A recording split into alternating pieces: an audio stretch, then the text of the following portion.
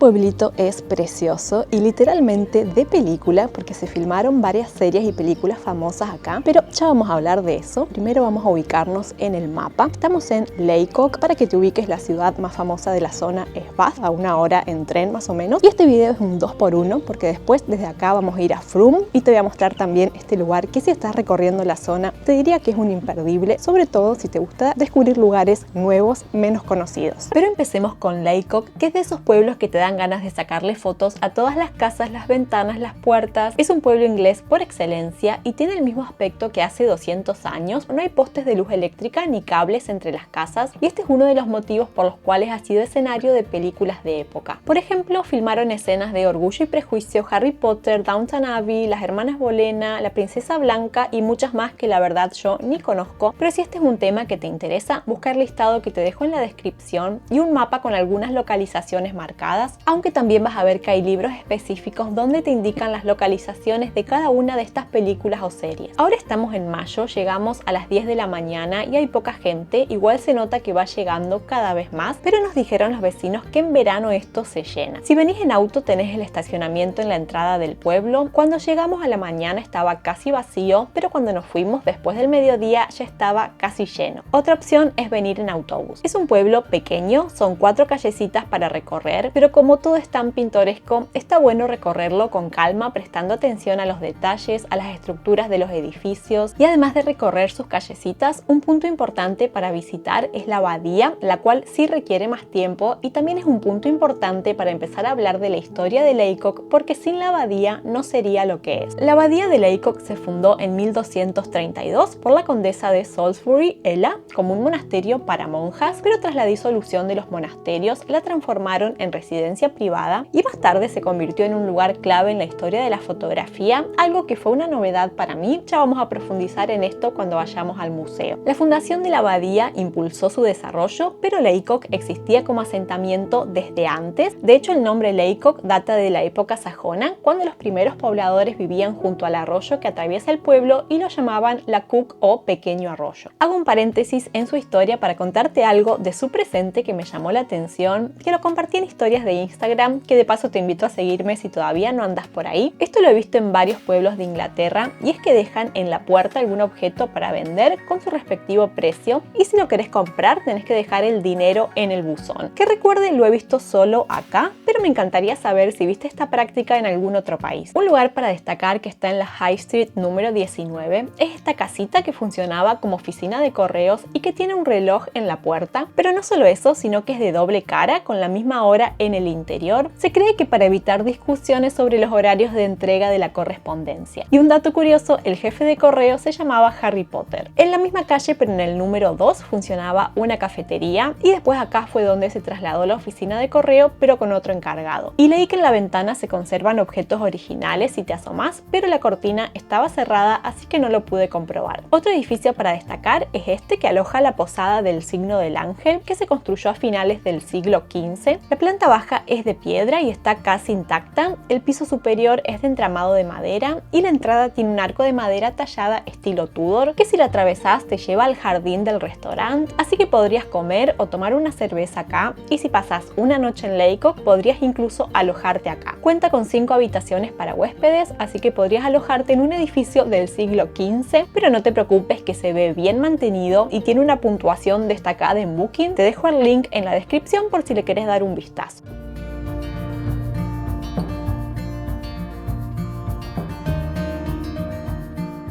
Otro lugar para comer algo, tomar una cerveza o también hospedarse es Red Lion, que se aloja en este edificio reconstruido en 1722. Su fachada es de ladrillo porque hacia el 1700 se empezó a construir con ladrillo rojo, pero como eran demasiado caros, solo se usaron para la fachada. Nosotros nos tomamos una cerveza acá el domingo pasado y adentro estaba lleno, así que tuvimos que ir al patio, que igual estaba agradable porque es cubierto y tiene estufas para exterior, así que estaba cálido, aunque el día no estaba tan lindo como hoy. hoy. Y en este edificio, que ahora es una parada de autobús, posiblemente la más encantadora que vi en mi vida, antiguamente funcionaba una herrería. Y nos vamos a la iglesia de San Ciriaco, aunque es posible que antes hubiera una pequeña iglesia sajona. Lo que se sabe con certeza es que hacia fines del siglo XI se construyó una iglesia normanda en este mismo lugar. Se cree que dos terratenientes locales, uno de ellos originario de Francia, influyeron en la dedicación a San Ciriaco, un santo poco conocido en Inglaterra pero muy apreciado por los normandos. La iglesia actual se reconstruyó hacia el 1450, el momento de mayor auge de Lacock, porque en la época medieval se convirtió en un próspero centro gracias al comercio de lana y telas y a su ubicación estratégica en la ruta de Londres a Bath. Esta prosperidad permitió la gran reconstrucción de la iglesia en el siglo XV, dándole la forma que vemos hoy, aunque por supuesto que tuvo remodelaciones a lo largo de los años. La parte que más me gustó es la capilla de la Virgen, donde está la tumba de William Sharrington, quien fue el primer propietario de la abadía de Lacock, que vamos a ver en un ratito. Una curiosidad es que tanto la bóveda tallada como la tumba eran muy coloridas, como se puede ver en esta foto que se recoloreó digitalmente.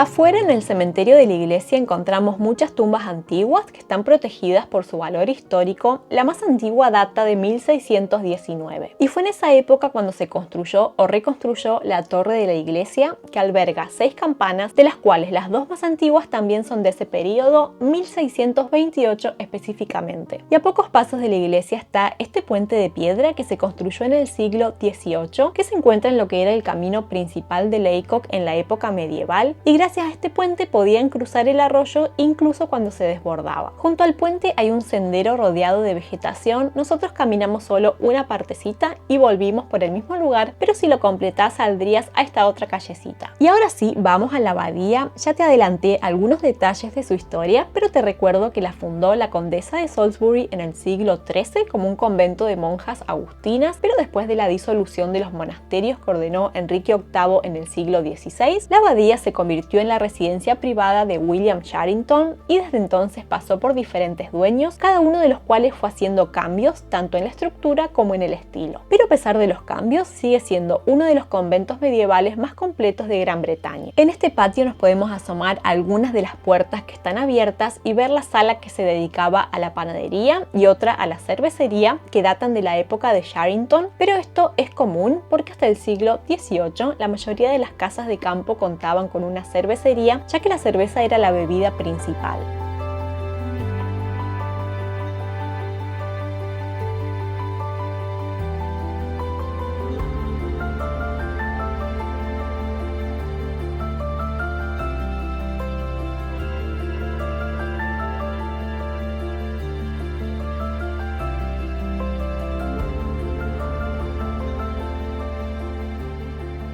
Además de este patio pudimos entrar a una parte de la abadía. Esta es la entrada principal para visitantes y entramos directo a la sala que se llama The Hall. Las monjas solían tener un salón en este lugar, pero fue reemplazado por una versión Tudor bajo William Sharrington, pero al dueño posterior, Ivory Talbot, no le gustaba, así que lo transformó en su forma actual. Desde esta sala pasamos al comedor, que también mantiene las remodelaciones de Ivory Talbot, y el comedor está conectado con la Galería Sur, que para el 1300 este pasillo conectaba las habitaciones privadas de la abadesa con las habitaciones de huéspedes. Pero saltamos en el tiempo y nos vamos al 1835. Antes te dije que la abadía fue un lugar clave en la historia de la fotografía, y en este pasillo, en 1835, William Henry Fox Talbot creó el primer negativo fotográfico de esta ventana. Esta imagen era apenas más grande que una estampilla y fue el resultado de muchos experimentos hasta que logró la fórmula para fijar una imagen en el papel. Y si caminamos a lo largo del pasillo, llegamos al Salón Azul, que era el estudio de este señor, que en su momento estaba lleno de libros que ahora están distribuidos en distintas salas. Pero si nos vamos más atrás en el tiempo, cuando funcionaba como convento, acá estaban las habitaciones de huéspedes. Salimos de esta parte en búsqueda del claustro y me sorprendió todo el parque que rodea la abadía. Es enorme y en el camino vimos por fuera la primera ventana capturada en una imagen fotográfica que te mostré antes desde adentro. El claustro es uno de los mejor conservados de Inglaterra y un ejemplo de arquitectura religiosa de la Edad Media. El claustro original se demolió en el siglo XV y se reemplazó por el que vemos hoy. Todos los pasillos están adornados con bóvedas de piedra, con figuras mitológicas talladas y escudos posiblemente de familias que hicieron donaciones a la abadía. No se puede recorrer completo, pero podemos ver la antigua sacristía donde se guardaban objetos litúrgicos, la sala de calefacción, que junto con la habitación del capellán eran las únicas que tenían chimenea para calefacción. No nos podemos asomar a verla, pero desde el claustro también se llega a la habitación del capellán porque las mujeres no podían convertirse en sacerdotes, por lo que las monjas tenían capellanes hombres para dirigir los servicios religiosos. Y vamos a descansar un poco de tanta historia y vamos a dar un paseo por el parque enorme que rodea la abadía. Nosotros recorrimos apenas una partecita.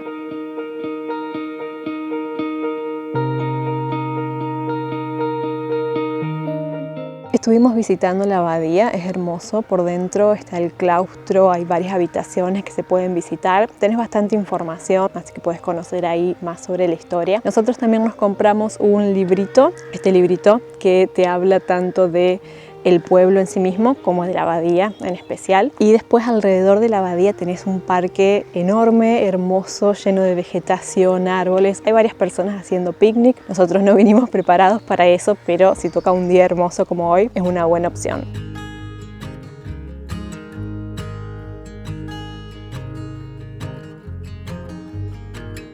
El jardín y todo el parque que hay alrededor también fue remodelado a medida que pasaron diferentes propietarios, pero si nos remontamos al siglo XIII, estos jardines abastecían a la comunidad de monjas con verduras, frutas y hierbas medicinales. Hicimos una pasada por el jardín botánico. Los invernaderos los construyó Fox Talbot, quien también era un apasionado por la botánica, entre muchas otras disciplinas. Y después recorrimos el museo de Fox Talbot, que está en la entrada, o sea que podrías hacer al revés y recorrerlo primero. A principios del siglo XIX solo se podían crear imágenes mediante la pintura y el dibujo, y parece que este señor no contaba con esta habilidad artística y empezó a buscar otra forma de fijar imágenes, y sus experimentos lo llevaron a crear el primer negativo fotográfico del mundo. En resumen, el museo cuenta la historia de la fotografía, y un dato que me impactó es que hoy en día en 30 segundos se toman la misma cantidad de fotos que se tomaron durante todo el siglo XIX. Contame en comentarios qué te pareció Laycock y si te gustó tanto como a mí, pero ahora dejamos este encantador pueblito y te voy a mostrar Frome, que lo visité otro día, pero tranquilamente podrías hacerlo el mismo día. Si andas en auto llegas en 40 minutos y si no en autobús 1 hora más o menos. Frome está en el condado de Somerset. A mí me encanta, ya había estado acá en 2022, de hecho lo mostré en un video pero muy cortito, así que me parecía que valía la pena mostrarte un poco más. Si puedes elegir, te sugiero venir cuando está el mercado, que es cuando la ciudad está más animada. De todos modos, si no coincidís con esta fecha y estás por la zona, te sugiero hacer una parada, porque igual el pueblo en sí mismo es muy pintoresco, tiene varias cafeterías y negocios locales, así que seguro que lo vas a disfrutar. Pero el mercado es su evento principal. Frome Independent es un mercado muy popular en la región, se celebra el primer domingo del mes, de marzo a diciembre, y reúne artesanos, diseñadores, productores de alimentos. Hay una parte que está dedicada a antigüedades. Bueno, como vas a ver en las imágenes, hay de todo, y además suele haber algún espectáculo callejero o música en vivo. Es un evento gratuito y atrae a más de 80.000 personas cada año, y se nota lo concurrido que es cuando tenés que buscar estacionamiento. Esta puede ser la parte un poquito más complicada si venís en auto. En el caso de que no coincidas justo con el primer domingo del mes, todos los sábados también hay un mercado, aunque mucho más pequeño que este. Hay una callecita donde se concentran los puestos de comida, hay bastante variedad. Nosotros comimos, al igual que la vez anterior en Tibetan Memories, estos momos que estaban deliciosos y un curry de garbanzos. Además de los puestos que hay a lo largo de las calles, también hay un mercado cubierto. Apenas entras hay una cafetería y en el fondo están los puestos. Otro lugar que te recomiendo visitar en Frome es Rye Bakery, una cafetería que está en una iglesia. Por fuera ves una iglesia común y corriente, pero cuando entras es un hermoso café. Lo único es que el domingo, el día del mercado, estaba llenísimo. Tendrías que venir con paciencia, pero por más que no quieras sentarte a tomar algo, puedes pasar a darle un vistazo. En la descripción te dejo links a la página oficial del mercado y a un mapa de Frome. Contame en comentarios si te gustaron estos dos destinos, si ya los conocías o si te gustaría visitarlos después de ver este video. Que si te gustó, acordate de dejarle like, comentar, compartirlo y todas estas cosas que me ayudan un montón y me permiten seguir compartiendo info viajera. Muchas gracias y te veo en el próximo video.